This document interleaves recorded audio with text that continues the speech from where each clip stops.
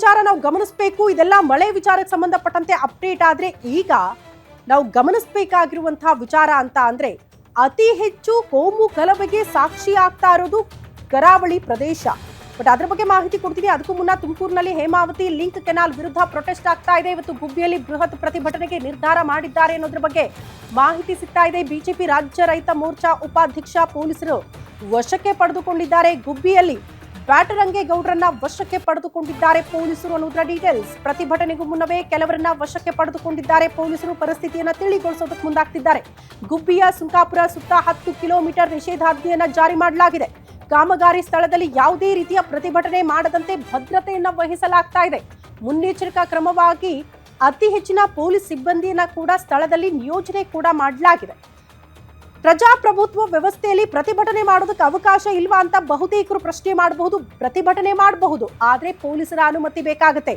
ನಿರ್ದಿಷ್ಟ ಸ್ಥಳದಲ್ಲಿ ಅವಕಾಶ ಮಾಡಿಕೊಟ್ಟಿರ್ತಾರೆ, ಅಲ್ಲಷ್ಟೇ ಅವಕಾಶ ಇರುತ್ತೆ. ಬೇರೆ ಕಡೆ ಮಾಡಿದಾಗ ಈ ರೀತಿ ಬಂಧಿಸ್ತಾರೆ.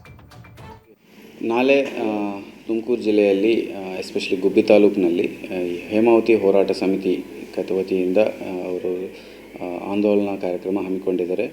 ಸೊ ಏನು ಈಗ ಎಕ್ಸ್ಪ್ರೆಸ್ ಲಿಂಕ್ ಕೆನಾಲ್ ನಡೀತಾ ಇದೆ, ಆ ಕೆಲಸ ವಿರೋಧವಾಗಿ ಅವರು ಮಾಡ್ತಾ ಇದ್ದಾರೆ. ಸೊ ಇದ್ರ ವಿಚಾರವಾಗಿ ನಾವು ಈಗಾಗಲೇ ಬಂದೋಬಸ್ತ್ ಎಲ್ಲ ಮಾಡ್ಕೊಂಡಿದ್ವಿ.